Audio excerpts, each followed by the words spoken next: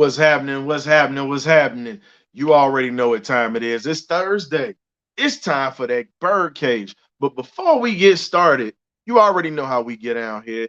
When you're on YouTube, please, please, please go ahead and subscribe for us. And when you're on StreamYard on Facebook with us, go ahead and click that link so we can actually interact with you during the show. We love interacting with everybody. We are very appreciative for everybody that comes through at all times. But if you could do these two things for us, if you're on Facebook, click the StreamYard link so we can talk to you personally, so we can know your name and we can acknowledge you.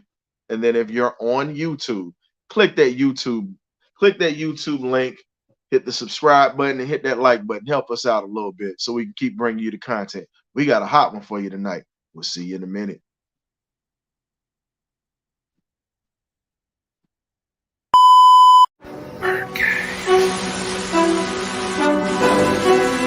Okay, y'all, this is it.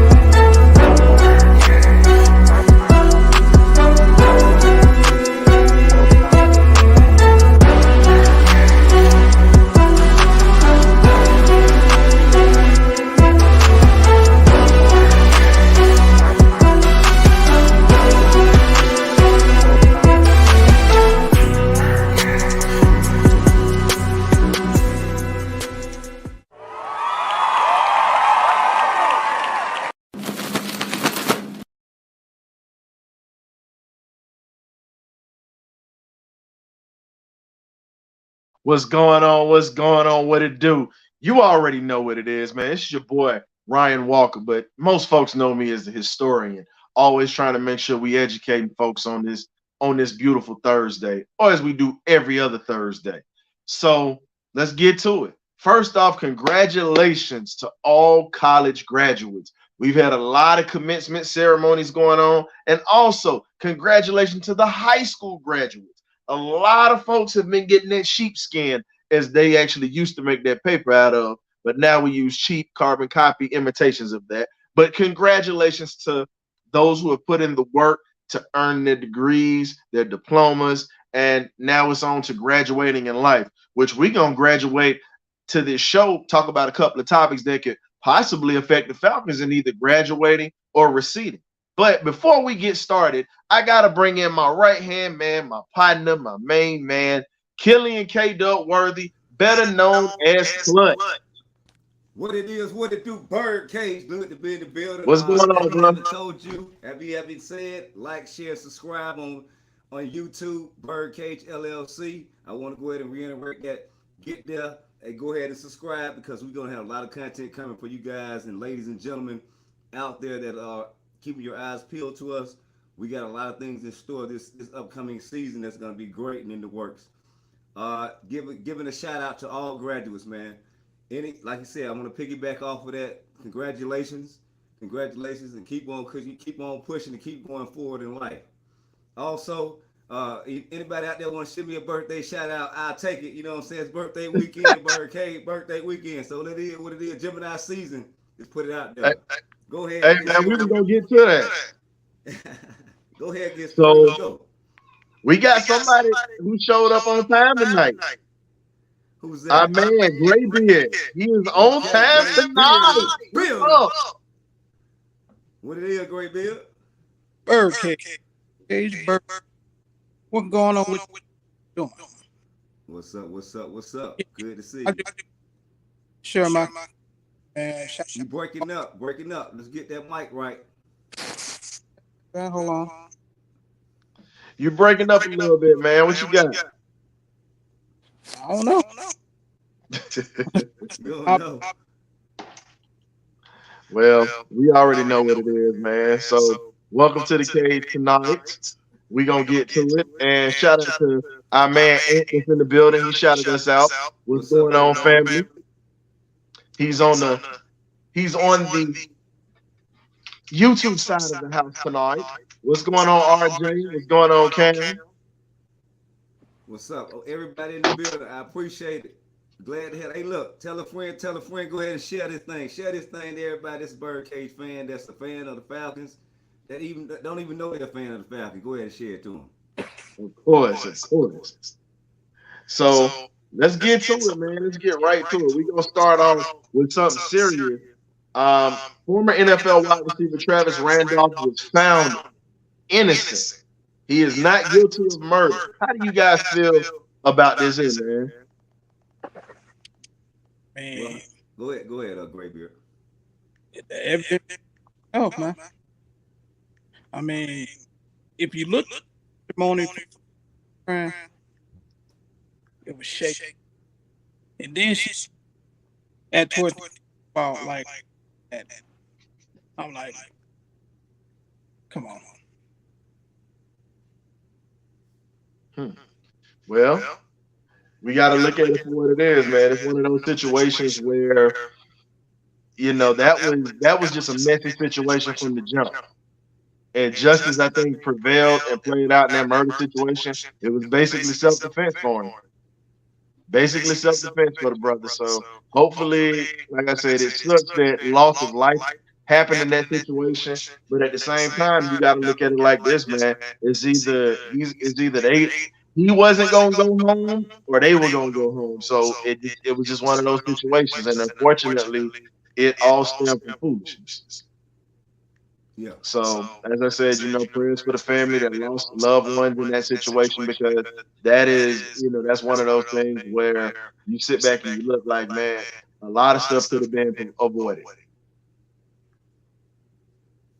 Well, how I feel But about it. we're not gonna sit there and just continue to harbor on some sad stuff. The world is too sad and too sorrow. All you gotta do is turn on the news. But we ain't here to make you sad. We just here to inform you. But we also gonna lift the spirits too. So, in other news, the Chiefs might be a possible landing spot for D Hop. Even though they're saying he's going to Cleveland, Kansas City is still exploring the option of it. Kansas City, I don't feel like unless they're gonna move some people around, I don't feel like they're gonna have enough money to make it happen. But I feel like I don't know. It's between either Cleveland or Kansas City. We got to see who else gets into the race. But I really feel that D Hop has really thought he's going to be garnered a lot more by a lot of other suitors, and he's going the harsh reality of your age, how much that you're going to have to be paid, and they're trying to basically build around young guys in a lot of these situations, and they need him really to come in and to mentor. He's more in a mentor role. Also, want you to produce and make some touchdowns, but you're going to also come in and have to do some mentoring to the younger youth that are out there on these rosters out here in the NFL right now. I think that the Chiefs get D Hop and still have. Glenn, we got an echo on your end, bro. Yeah, I know. So see if you can step out real quick and step back in. We got you in for the night, but we definitely want to hear your side of the perspective on that. So while you're checking your microphone, I'm gonna try to jump in and jump on this right here myself with D Hop and everything else. With everything that's going on with the Chiefs right now, they lost Tyreek Hill. They ended up winning the Super Bowl still. But we also know that D Hop can be used in a situation with the Chiefs where it could benefit their offense because of his experience. Yeah. And with a receiver and with a quarterback like Pat Mahomes throwing him the football, he hasn't had a dynamic quarterback really since Deshaun Watson was in Houston. And you look at it, he's going to be in a situation where with the crisp, precise routes that he runs, and he's in a situation where he goes back and forth, I really believe that he could possibly do some things in that offense. Andy Reid could probably stretch his lifespan maybe for another 3-4 years and put him in a situation where he still can be a productive receiver. How do you feel about that, Clutch? Well, like I said, just piggybacking off of what I just said a few minutes ago, I think he's really trying to get back to the quarterback that he had a lot of success with D Hop and Deshaun Watson. That's why he's trying to get to Cleveland. Just going with some familiarity. But I mean, it would be great for him to go to Kansas City also to play with Patrick Mahomes. But I mean, he's in a situation where you just want to go where you can maximize your dollar because you're at the latter end of your career, and go ahead and stretch the last little bit of your career, man. And sometimes you may not be able to play with the quarterback that you want to play with, but at this point of your career, go ahead and try to get as many dollars as you can because this NFL thing is not guaranteed. It stands for not for long, and before you know it, D Hop will be out of the league. So I mean, it is what it is. I mean, Julio's learning that hard lesson right now, and he's a Hall of Famer. I mean, first ballot Hall of Famer. But what you got, Glenn? Can you hear me now? Still got that strong echo. God, dang. Might have to back the phone up a little bit, bro. How about now? Still hear that echo, man. I'll be back, man. It's all good. It's all good. So while he's getting that situated, man, let's talk about this other situation that's going on. It's on the positive side. For those who are looking for weight loss programs, we actually found out that there's a former NFL offensive lineman by the name of Russell Okung who had a serious transformation within 40 days. He lost 100 pounds by just being on a water diet. That is a very, very different kind of strenuous type of diet to deal with, man. How do you think you can survive off of that? And he didn't have any food. He just had straight water. I mean, I don't think I could, but you never say never. Don't ever put yourself as mind over matter. But I don't think I would be able to do that type of diet. But if it worked for him, he had a lot of water weight on his body. Then that's how I look at it.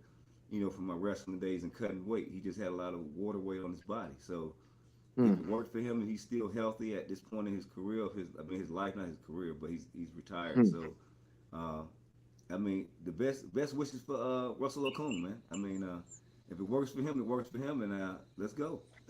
And speaking of cutting, we got somebody who actually cut out the vacation, and he was dealing with water while he was gone. But now he's back with us. We got Coach Brent in the building. What's going on? Glad to be back. I'm moving in now. Moving in my house. Okay. I'm glad to hear that, man. I'm glad to hear that. I'm glad to hear your son's graduated. You're moving into the house, and you're in a situation where now it's just a beautiful thing. It's football time. Yeah. Oh yeah. Yeah. Football time. Have you got the man cave set up yet? My stuff is sitting in that Connex right there. As soon as I get done this weekend, I'll have it up. That man said Connex. It's about to be official. About to be official. You already know. But everything being official,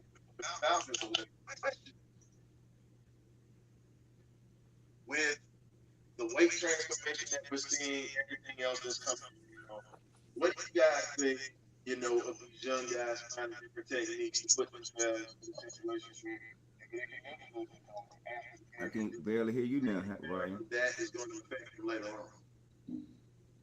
Ryan, I have a bad time hearing you now.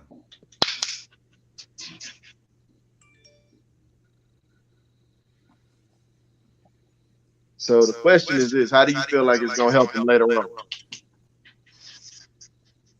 Repeat the question.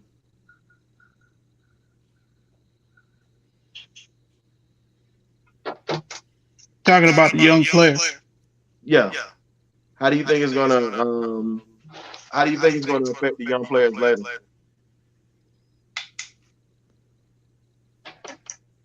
Are you asking me or asking? No, I mean anybody can answer on that. Okay. Go ahead, Coach B. I think our young players got a lot of valuable experience last year, and I think that it can't be anywhere but going up right now. I mean, we got our offensive line solidified.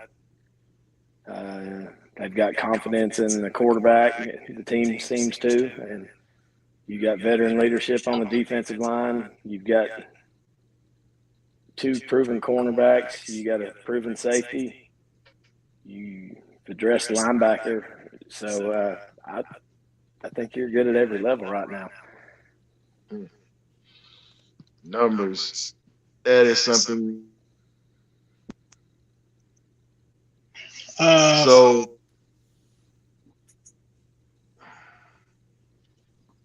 go ahead, Kato. Oh no, the young players. I mean, So K-Dub, what do you feel about it, man? okay, the young players. I mean, like I said, you better get on board, or you won't be playing here, or you're going to be cut. So, like I said, we're trying to go to the playoffs this year. We're on the move. That's why we're bringing in a lot of competition. You know what I'm saying? Because a lot of these guys are going to get passed over. We're in the mode of trying to improve this roster every turn. Just like we had a guy go down, and we gotta find out who's going to be, returning kicks and punts and stuff. So, we got a lot of things we have to clear up before we get going. But it's basically a clear message and a clear and direct message to the young players on this team that now is the time. So let's go ahead and get ready and get on board. Let's get into your playbooks. Let's listen to these assistant coaches. Get your head squared on, and we're ready to go this year. Yeah. Well, I think for me, the players that we got right now, they got tested last. They got put in the fire. So now in year 2, how much improvement have been made? So I'm kind of excited to see what year 2 we're gonna bring. You know something? I just heard a nationally syndicated radio host on the way home a little while ago, just about 15 minutes ago, that they were going through every division on who's going to win, and he actually picked Tampa Bay to win our division because he thought. I almost ran off the road because he said he had confidence in Baker Mayfield, and I heard that too, like, Coach. Wow. So-called analysts. This man doesn't have a winning record. I know. And the one thing that he pinned on Atlanta, their downfall, was he had zero confidence in Desmond Ridder. And Nobody does. No, I know. But us. And that's a good thing. I like it. Yeah, me too. Tampa Bay though. It was funny. So hold up. So what we're gonna have to go ahead and do, ladies and gentlemen, because we've been having a lot of feedback, we were able to get through our Out the Cage segment. I'm not gonna start the theme song all over again, but I am gonna start another. I'm actually gonna start another BirdCage. Another intro. We can see if we can get this echo problem handled so you guys won't hear it. So I'm gonna go ahead and start this over. Not the theme song. I'm just gonna come in and you guys can just chime in. So give us a moment. Just having some slight technical difficulties. We'll be right back at you.